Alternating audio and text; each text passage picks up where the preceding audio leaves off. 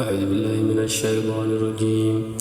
إن الله لا يستحيي أن يضرب مثلا ما بعولة فما فوقها فأما الذين آمنوا فيعلمون أنه الحق من ربهم وأما الذين كفروا فيقولون ماذا أراد الله بهذا مثلا يضل به كثيرا ويهدي به كثيرا وما يضل به إلا الفاسقين الذين ينقضون عهد الله من بعد ميثاقه ويضعون ما أمر الله به أن يوصل ويفسدون في الأرض أولئك هم الخاسرون.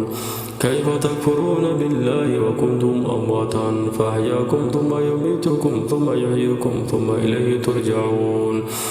هو الذي خلق لكم ما في الأرض جميعا ثم استوى إلى السماء فسواهن 7 سماوات وهو بكل شيء عليم.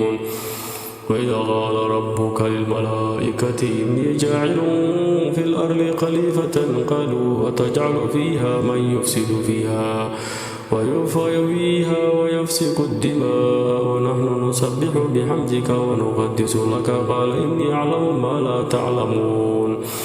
وعلم آدم الأسماء كلها ثم عرضهم على الملائكة فقال أنبئوني بأسماء هؤلاء إن كنتم صادقين.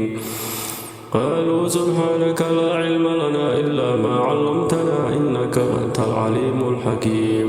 قال يا آدم أنبئهم بأسمائهم فلما أنبأهم بأسمائهم قال ألم أقل لكم إني أعلم غيب السماوات والأرض وأعلم ما تبدون وما كنتم تكتمون.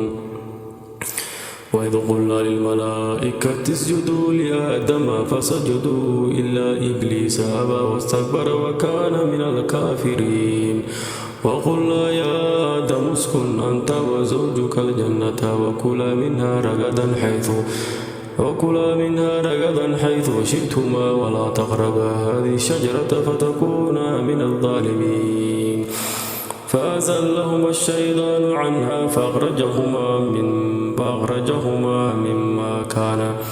مما كان فيه وقلنا اهبطوا بعضكم لبعض عدو ولكم في الأرض مستقر ومتاع إلى حين. فتلقى آدم من ربه كلمات فتاب عليه إنه هو التواب الرحيم. قلنا اهبطوا منها جميعا فإما يأتينكم مني هدى فمن اتبع هداي فلا خوف عليهم ولا هم يحزنون. والذين كفروا وكذبوا بآياتنا أولئك أصحاب النار هم فيها خالدون. يا بني إسرائيل اذكروا نعمتي التي أنعمت عليكم وأوفوا بعهدكم وإياي فارهبون. وآمنوا بما أنزلت مصدقا لما معكم ولا تكونوا أول كافر به ولا تشتروا بآياتي ثمنا قليلا وإياي فاتقون. ولا تلبسوا الحق بالباطل وتكتمون الحق وأنتم تعلمون. وأقيموا الصلاة وآتوا الزكاة واركعوا مع الراكعين. صدق الله العظيم.